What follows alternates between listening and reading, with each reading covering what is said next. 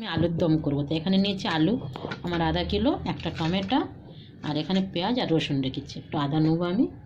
এটা তেল আমার গরম হয়ে গেছে। 1 চামচ গোটা জিরে দিয়ে দিলাম, 1 ইঞ্চি আদা দিয়ে দিলাম, এর মধ্যে কটা রসুন দিয়ে দিলাম, এটাকে একটু ভেজে নেব।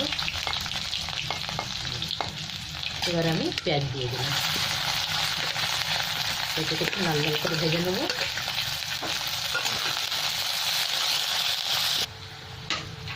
এবার আমি টমেটো দিয়ে দিলাম একটা, একটু নুন দেবো, দিয়ে দিলাম নুনটাও দিয়ে দিলাম। এখানে টমেটো তাড়াতাড়ি গলে যাবে।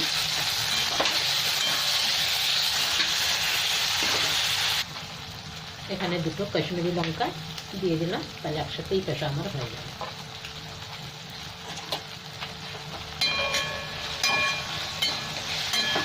এই মশলাটা ঠান্ডা হয়ে গেলে আমি মিক্সিতে পিষে নেবো, তারপর আমি পুরো রান্নাটাই দেখাবো। এখানে আমার পেঁয়াজ টমেটো ভালো ঠান্ডা হয়ে গেছে। এবার উঠিয়ে নিচ্ছি, নিয়ে আমি মিক্সিতে একটু বেটে নেবো। বাকি তরকারিটা আবার কড়াইতেই করে নেবো। কড়াইয়ের মধ্যে তেল দিয়ে দিয়েছি। আগে আমি একটু পোলাও ভাতের একটু মশলাটা করে নিই, তারপরে আমি এই আলুর দমটাই করবো। এর মধ্যে ঘিটা গরম হবে, সাদা তেল দিয়েছি। 3 টুকরো দিয়ে দিলাম দালচিনি, আর 4টে আমি লবঙ্গ দিয়েছি, 2টো তেজপাতা, 2টো বড় ইলাইচি, 5-6টা গোলমরিচ, আর এখানে একটু জিরে দিয়ে দিলাম, গোটা জিরে দিয়ে দিলাম। এটা একটু ভাজা হবে, তারপর আমি কাজু বাদাম আর কিশমিশটা দিয়ে দেবো সাথে। আমি কাজু বাদাম আর কিশমিশটা দিয়ে দেবো একসাথে।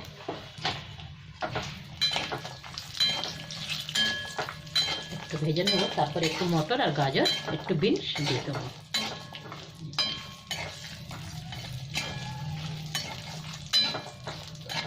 ভাজা হয়ে গেছে খুব সুন্দর, আমার কাজু বাদামগুলো একদম গোল গোল হয়ে গেছে, জিরের সেন্ট খুব সুন্দর আসছে। এবার আমি সবজি একটু দিই,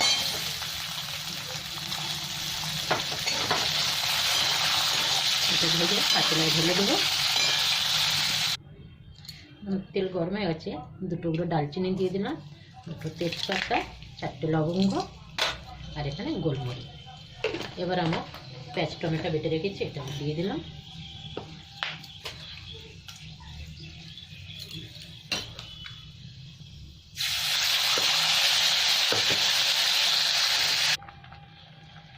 এখানে একটু ধনে পাউডার 1 চামচ দিয়ে দিলাম, একটু হলুদ দিয়ে দিলাম, এখানে 1 চামচ কাশ্মীরি লঙ্কার গুঁড়ো দিয়ে দিলাম। এই মশলাটা খুব ভালো করে ভাজবো আমি, তেল ছাড়া আগে। তারপর দেবো কাজু বাদাম বাটা, এখানে 10-12টা কাজু বাদাম আর কিশমিশ বেটে রেখেছি, এটা আবার দিয়ে দেবো। এখানে আমি কাজু বাদাম বেটে রেখেছি, এটা দিয়ে দিলাম 2 চামচ।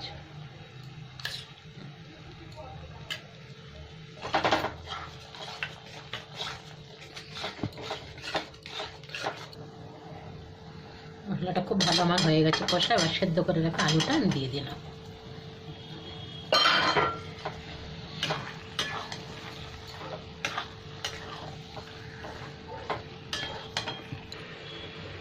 এবার একটু নুন দিয়ে দিলাম, আর এখানে ধুয়ে জলটা রেখেছিলাম কাজু বাদাম বেটে, এই জলটা দিয়ে দিলাম। আর একটু জল লাগবে, দিয়ে দেবো একটু, ফুটে গেলেই হয়ে যাবে আমার। গরম মশলা আর ঘি দিয়ে নামিয়ে নেব। এখানে আমি ঘি গরম করে নিয়েছি, এর মধ্যে একটু গরম মশলাটাও দিয়ে দিলাম। এদিকে আমার তেলও ছেড়ে দিয়েছে, একদম আলুর দমটা আমার হয়েই গেছে।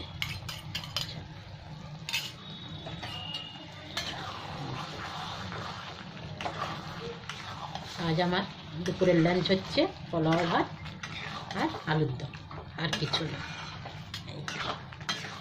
আমার ছোট্ট ক্যামেরাম্যানে আবদার এইটা আজকে, তাই এটা বানালাম।